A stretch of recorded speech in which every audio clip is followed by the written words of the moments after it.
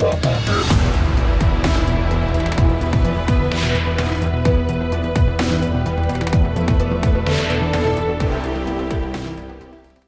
entretiens des patriotes, bonjour à tous. Macron et Biden, panique chez les mondialistes et le nouveau Front populaire, cheval de Troie de l'Europe. Avant de répondre à ces deux questions et traiter de nombreux sujets d'actualité, vous connaissez le rituel sur cette chaîne. Je commence toujours mon entretien par remercier ceux qui m'ont permis justement de le produire car ils m'ont financé à l'aide des merci rémunérateurs. Et aujourd'hui sont à l'honneur des fidèles parmi les fidèles.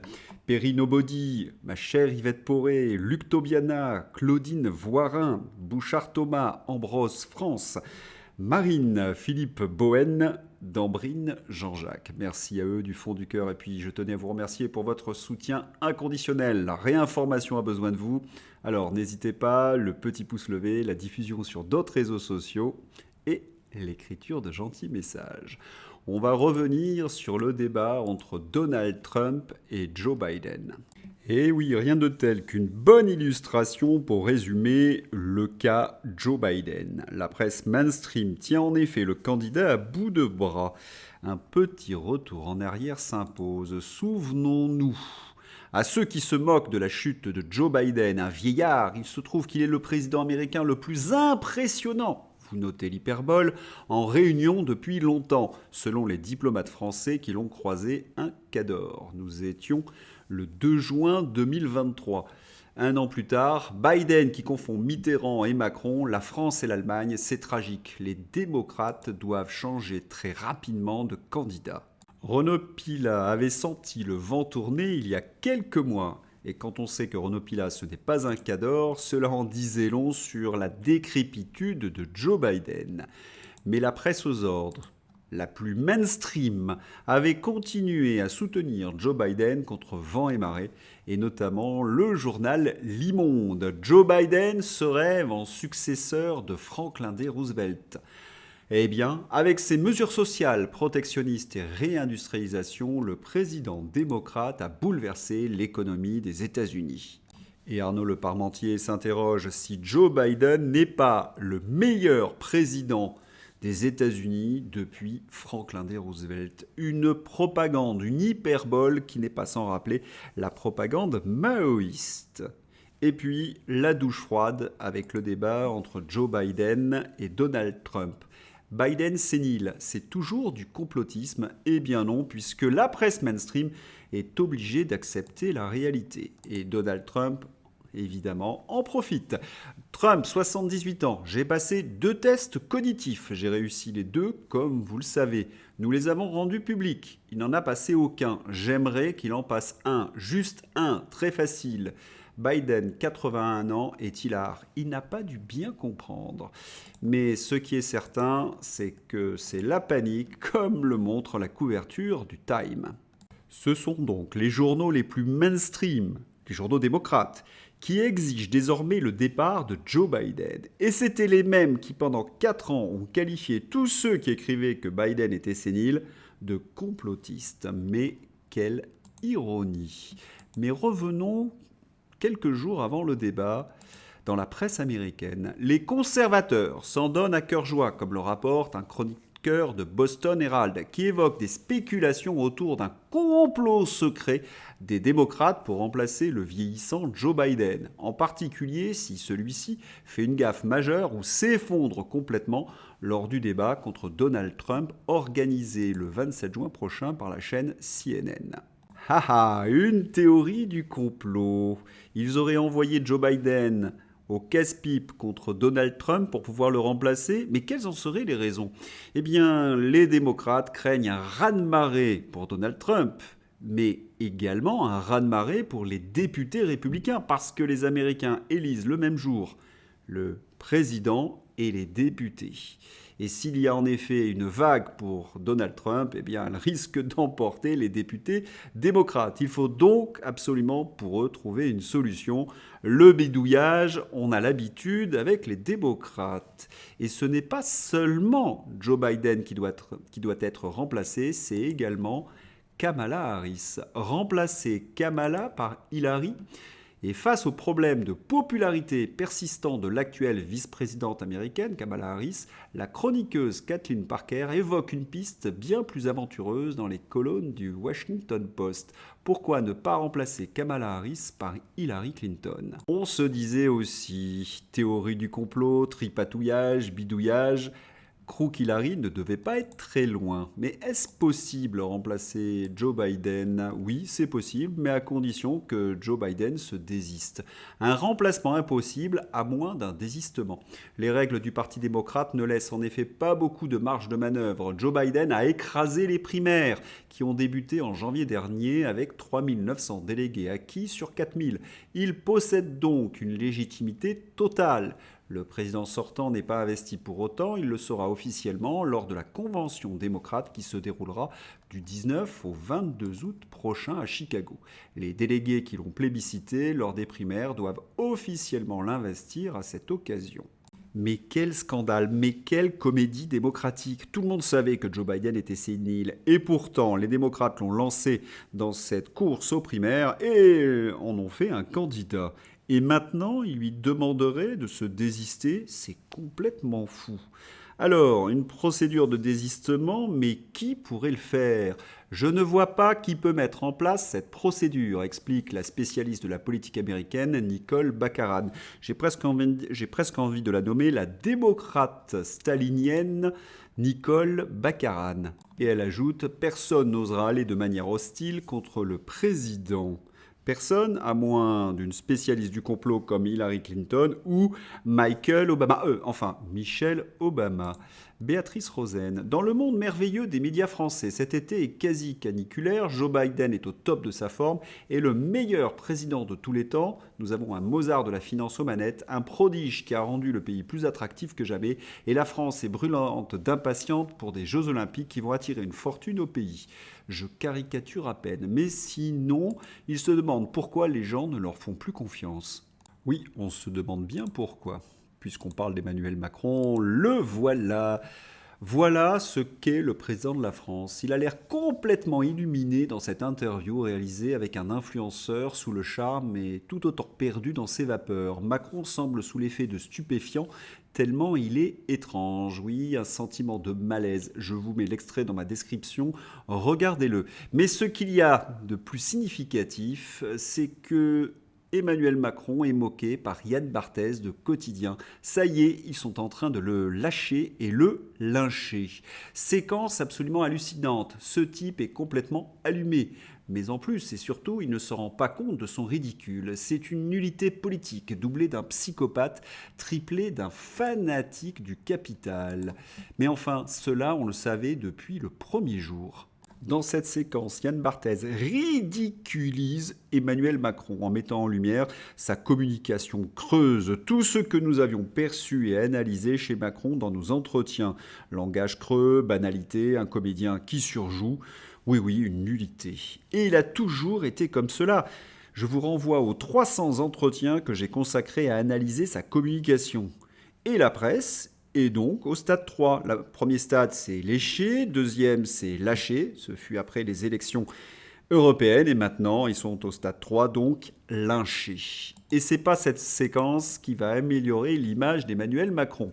Le seul enjeu politique des élections qui viennent est de mettre ce type et les gangsters qui l'entourent à la porte. Et que cesse notre humiliation. C'est le seul enjeu. Mais de quoi s'agit-il? Eh bien, Mark Rutte est en interview, il vient d'être nommé à la tête de l'OTAN, l'ancien Premier ministre irlandais, et Emmanuel Macron vient s'incruster dans son interview tout en le tripotant. C'est une véritable humiliation en effet pour le peuple français.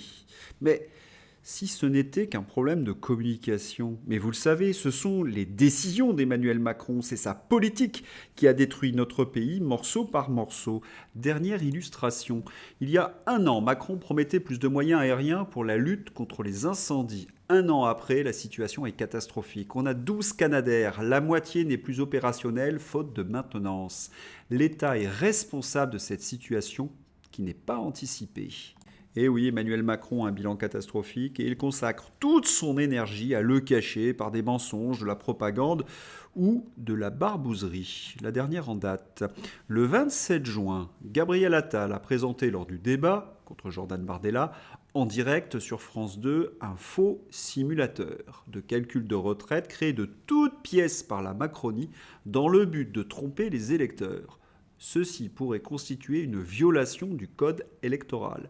Vous remarquerez que le site en question a été créé le jour même de la confrontation entre les candidats. Et qui se trouve derrière la création de ce simulateur? Séjourné.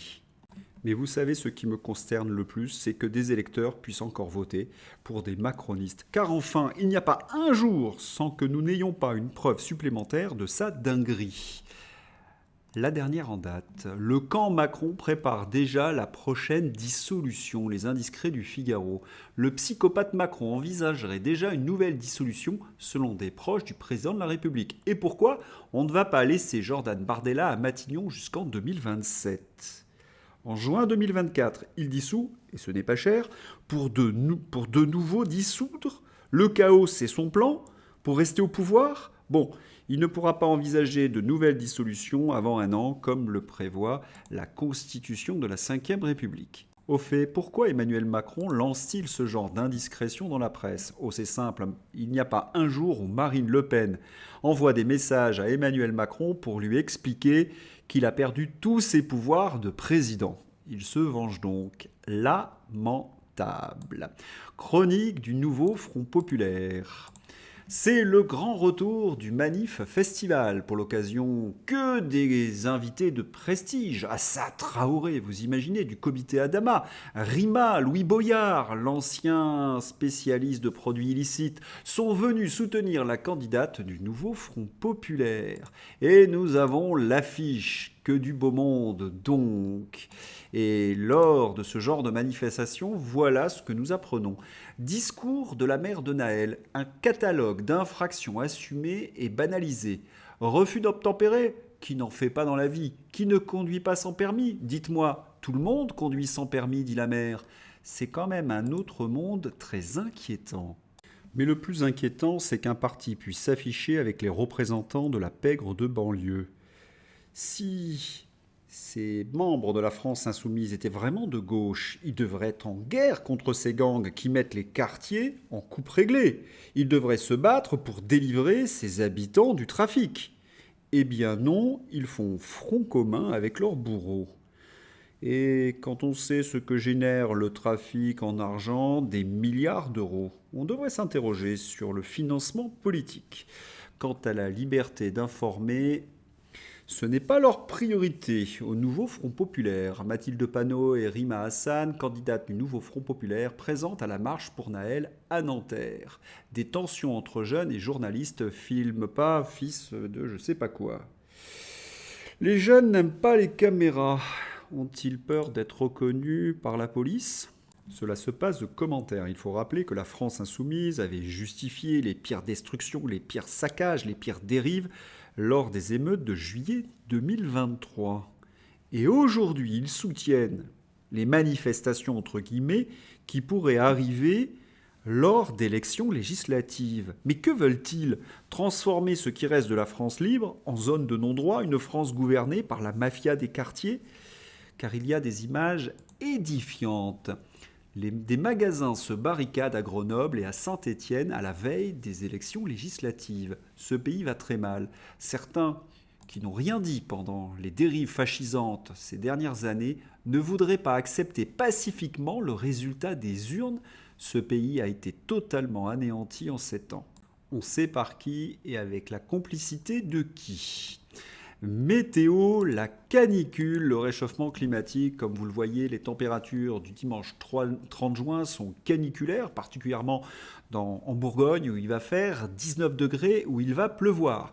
Sur le bassin méditerranéen, là encore, des températures caniculaires entre 24 et 26 degrés. Et il ne faut pas oublier qu'on meurt de la chaleur du fait du réchauffement climatique, comme le montre très bien ce diagramme. Le froid tue 10 fois plus que le chaud, faut arrêter de dire le contraire. J'en ai marre d'entendre toutes ces sottises. Oui, un peu d'ironie, cela fait du bien. Il n'en reste pas moins qu'il y a une candidate qui défend tous ces délires. Sandrine Rousseau, elle est bien évidemment au Front populaire. Le Front populaire veut supprimer le nucléaire et remplacer donc le nucléaire par des énergies renouvelables. Cette photo représente l'armature en acier utilisée dans la base d'une éolienne. Pour la compléter, il faut encore ajouter entre 600 et 800 mètres cubes de béton, soit un poids de près de 2000 tonnes. C'est l'écologie bétonnée. Et on ne s'étonnera pas que le programme du nouveau Front populaire, qui allie les gauches et les extrêmes gauches pour les élections législatives, fait la part belle aux mesures écologiques. Nombre de ces dernières s'appuient sur des dispositions déjà existantes au niveau européen. Mais voilà, les défenseurs du programme du nouveau Front populaire plaident pour que l'Union européenne aille encore plus loin. Adieu notre agriculture, adieu nos agriculteurs. Comment peut-on voter pour le nouveau Front populaire? Et ils sont prêts à tout, et notamment à émettre des taxes. Le CO2, c'est mal. Si vous émettez du CO2, c'est très mal. Mais si vous payez une taxe, le mal est réparé, ce qui est un affligeant mensonge. Soit le CO2 est gravissime et une taxe ne sert à rien, soit il n'est pas si grave que cela, et cette taxe, c'est ni plus ni moins du vol. Voilà, si je dois résumer le programme du nouveau Front populaire, c'est plus d'immigration, plus d'Europe, plus d'écologie, tout ce qui trahit les intérêts de la France. Grattez Mélenchon, vous trouverez Pustula. À peine renommée à la tête de la Commission européenne, Pustula crache le morceau, elle veut une armée européenne et a même déjà chiffré le budget militaire dont elle a besoin. 500 milliards d'euros. Mais qui est assez corrompu pour confier 500 milliards d'euros de budget à Pustula? Faut-il rappeler qu'elle a été ministre de la Défense en Allemagne et qu'elle a été accusée par la presse de malversation lors de la signature de contrat justement avec cette armée allemande, qu'elle est accusée de malversation lors de la signature avec Pfizer? Est-ce qu'elle va négocier avec le complexe militaro-industriel américain toujours à l'aide de SMS? On vit vraiment une époque formidable. Xavier, les entretiens de Xavier, j'ai pas eu trop le temps de m'intéresser à la question à l'Est, alors laissons parler un spécialiste. Je vous mets le lien dans ma description, ne ratez pas le dernier entretien de Xavier. Oui, c'est indispensable. Notre ami Fred le parésiaste, un bon ami me dit en privé, ma thèse est inverse, car les merdias nous intiment de voter. Ne pas voter est un message clair qui montre notre désaccord avec toutes leurs options. Sa remarque est tout à fait légitime et frappée au coin du bon sens. Mais là est le piège. N'oubliez pas, on nage en pleine dissonance cognitive, qui est une arme de premier plan au cœur de la guerre cognitive menée contre les peuples pour leur imposer le non. Les médias ne sont qu'une strate, un peu comme les cercles de l'enfer de Dante, la strate des couillons utiles. L'actuel logiciel démocratique est au contraire pensé pour obtenir, par saturation-exaspération, notre dépolitisation. L'abstention est un résultat désirable pour eux. Et l'explication est mathématique. Emmanuel Macron possède 8% de Français qui votent pour ses candidats. J'ai bien dit 8% de Français. Mais cela fait combien 8% de Français en votant? Eh bien, en fonction de l'abstention, ces 8% de Français peuvent aller jusqu'à 15, 16, 17, 20% de votants. C'est pour cette raison que plus vous allez voter, plus vous faites reculer Emmanuel Macron et que vous pouvez lui infliger, regardez bien la photo, cela. On aimerait en effet voir disparaître certaines personnes de la vie politique française et notamment Olivier Véreux. Bravo à Hugues de la Putassière pour ce détournement. Olivier Véran, son programme, c'est confiner les extrêmes. Oui, Olivier Véran, cet ancien ministre, écrivain et chirurgien, il veut une France aseptisée. Vous pouvez découvrir son programme, c'est un QR code. Son suppléant, Jean Seringue. Et Hugues de la Putassière écrit que les Isérois ont vraiment de la chance. Oui, on aimerait être en Isère pour mettre définitivement dehors Olivier Véran de la politique. Allez, un petit rappel, non, je n'ai pas menti aux Français. Pas besoin d'en dire plus. On aimerait dimanche que tous ces locaux soient à vendre. La République en marche à vendre. Notre désir le plus cher, eh bien, se résume en une illustration. Mon pays n'est pas l'Europe, mon pays c'est la France. Je vous souhaite un excellent dimanche. À bientôt. Au revoir.